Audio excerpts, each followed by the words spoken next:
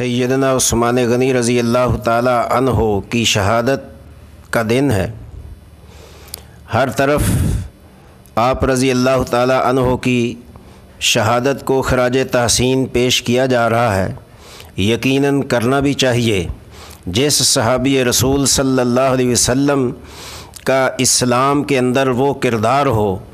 کہ جس کردار کا کوئی ثانی نہیں ہو سکتا،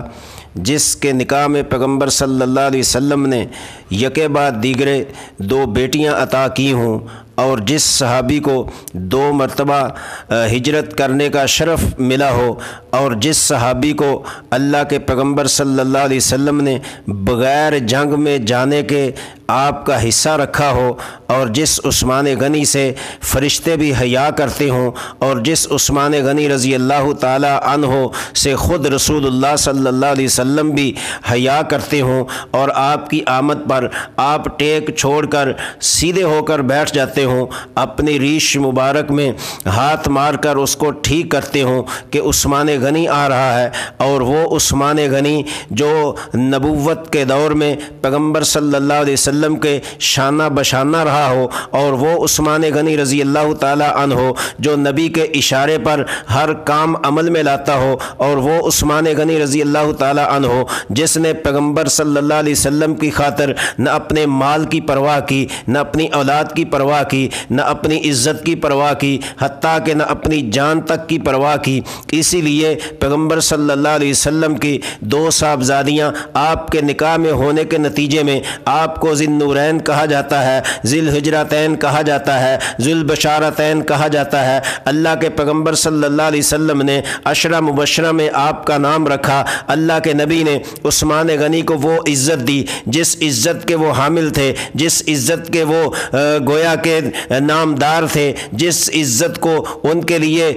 اللہ کے نبی نے منتخب کیا۔ یقیناً وہ اس چیز کے مستحق تھے۔ ہر جنگ میں عثمان غنی رضی اللہ عنہ شریک ہونے کے ساتھ ساتھ اپنا مال تک قربان کر دیا۔ اسی لیے اللہ کے پیغمبر صلی اللہ علیہ وسلم نے حضرت عثمان غنی رضی اللہ تعالی عنہ کے بارے میں فرمایا کہ حیا تو سارے انسانوں میں ہوتا ہے، لیکن عثمان غنی میں یہاں تک حیا ہے کہ اس سے بڑھ کر کسی میں حیا نہیں ہو سکتا۔ تو یہ عثمان غنی رضی اللہ تعالی عنہ نبی علیہ السلام کے بعد حضرت ابو بکر کے دور میں بھی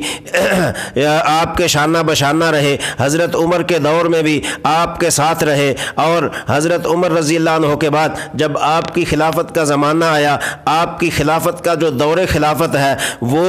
12 دن کم 12 سال پر محیط ہے، اور ان 12 سالوں میں کم و بیش آپ نے جو اسلامی فتوحات کی، جو اسلام کا پرچم بلند کیا، جو اسلام کا پرچم لہرایا، جو قرآن کی اشاعت کی، جو اسلام کو لوگوں تک پہنچایا، جو اسلام کو دنیا تک پہنچایا، جو اسلام کی نشر و اشاعت میں آپ نے کردار ادا کیا، وہ یہاں تک ہے کہ 23 لاکھ مربع میل پر عثمان غنی رضی اللہ عنہ نے اسلامی پرچم لہرا کر پیغمبر صلی اللہ علیہ وسلم کی ختم نبوت کا نام بلند کیا، پیغمبر کے قرآن کا نام بلند کیا، پیغمبر کی سنت کا نام بلند کیا، پیغمبر کے طریقے کا نام بلند کیا، پیغمبر کے اسوہ کا نام پوری دنیا میں بلند کیا۔ کیا ایسا کوئی خلیفہ ہو سکتا ہے، یا آج کے دور میں ایسا کوئی حکمران ہو سکتا ہے جو اللہ کے پیغمبر کے دین کو، جو اللہ کے دین کو، جو اللہ کے پیغمبر صلی اللہ علیہ وسلم کے اسوہ حسنہ کو 23 لاکھ مربع میل پر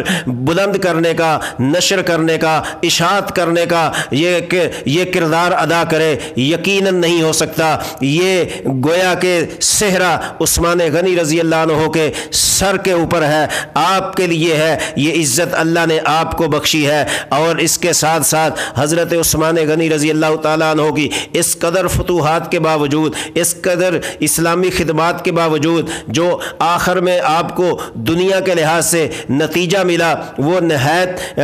بھیانک قسم کا ہے۔ جب آپ کی شہادت کا وقت آیا، یقیناً اللہ نے آپ کی جو عزت قدر منزلت کی وہ قابل قدر ہے، لیکن انسانوں نے جنہوں نے عثمان غنی کے خون کی پیاس کو بجھانے کے لیے عثمان غنی کو تنگ کیا، عثمان غنی کو زخمی کیا، اور اس زخمی ہونے کے نتیجے میں اللہ کے نبی صلی اللہ علیہ وسلم کے داماد حضرت علی رضی اللہ تعالیٰ عنہ نے حسن و حسین حسین جن کی عزت اور ناموس قرآن و سنت میں موجود ہے، جو ریحانۃ النبی صلی اللہ علیہ وسلم ہیں، جو جنت کے پھول ہیں، ان پھولوں کو عثمان غنی کا پہرے دار لگا دیا کہ کوئی دشمن آپ کو نقصان نہ پہنچا سکے۔ میں پوچھنا چاہتا ہوں کہ آج جو حسن و حسین کا نام لیتے ہیں، جو آج حسن و حسین سے محبت کے دعوے کرتے ہیں، جو آج حسن و حسین رضی اللہ عنہما کے ساتھ اپنی محبتوں کے گیت گاتے ہیں، ان کا نام لے کر جیتے ہیں، ان کو اپنی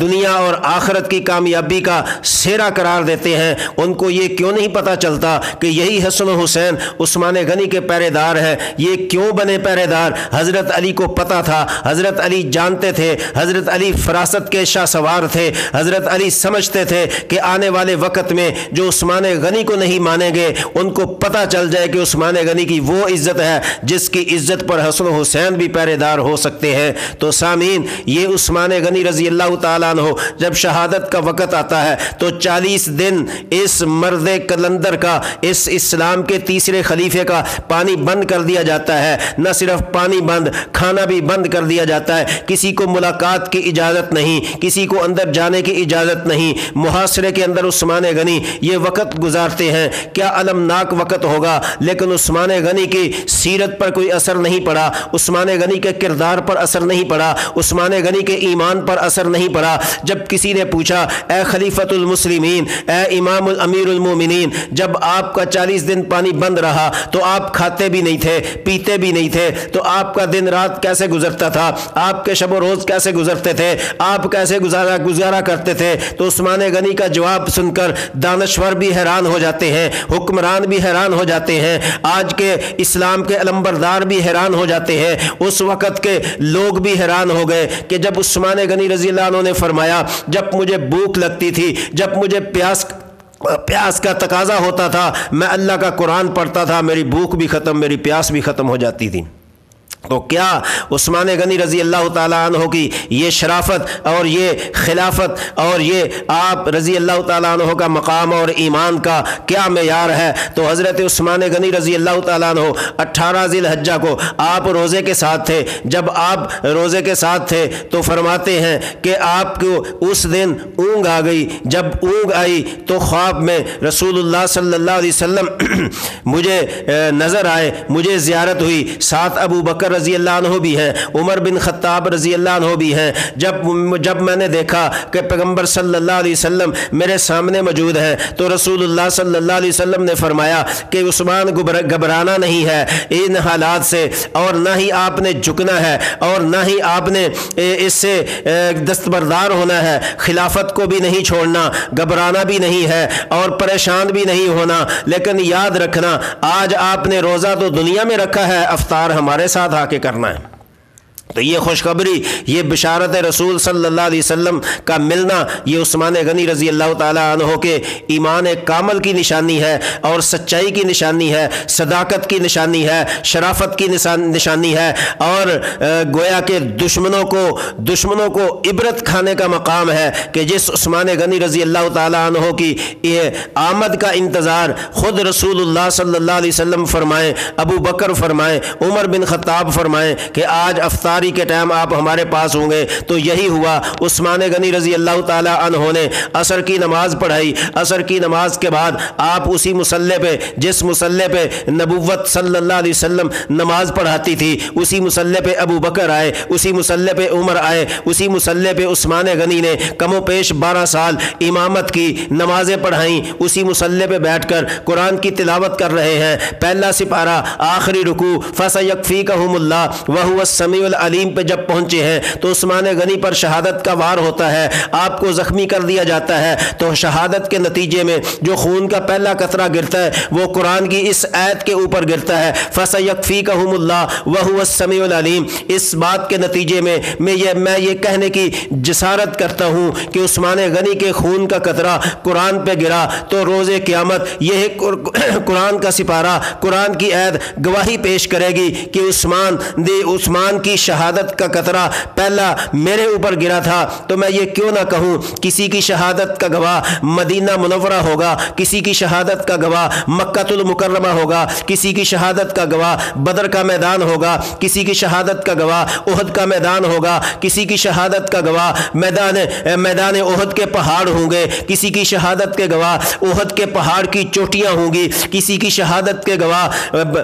غزوہ تبوک ہوگا، غزوہ حدیبیہ ہوگا، غزوہ ذات الرقاع ہوگا، اور کسی کی شہادت کا گواہ مدینے کی سرزمین ہوگی، مکے کی سرزمین ہوگی۔ لیکن عثمان غنی تیری شہادت کے قربان تجھے کیوں نہ خراج عقیدت پیش کروں، تجھے کیوں نہ میں 100 بار خراج عقیدت کے نذرانے پیش کروں۔ روز قیامت جب رب العزت فرمائیں گے عثمان غنی میرے پاس آؤ، تو قرآن آئے گا کہ اے اللہ اس عثمان نے مجھے پڑھتے پڑھتے اپنی پیاس بجھائی، مجھے پڑھتے پڑھتے اپنی بھوک کو برداشت کیا، اور حتیٰ کہ اس نے پڑھتے پڑھتے اپنی شہادت کا خون کا قطرہ بھی میرے اوپر گرایا۔ تو سامعین، عثمان غنی رضی اللہ تعالیٰ عنہ ایک مرتبہ نہیں، لاکھوں کروڑوں اربوں خربوں مرتبہ اس چیز کے مستحق ہیں کہ آپ کو خراج عقیدت پیش کیا جائے، اور آپ کی حکومت مثالی حکومت، آپ کا دور خلافت مثالی دور خلافت ہے، اور اس چیز کے گواہ حضرت علی رضی اللہ تعالیٰ عنہ بھی ہیں، جنہوں نے حضرت عثمان کی قدم بقدم رہنمائی فرمائی اور مدد کی۔ اللہ تعالی ہمیں تمام خلفاء کے ساتھ تمام صحابہ پر ایمان رکھنے کی توفیق بخشے۔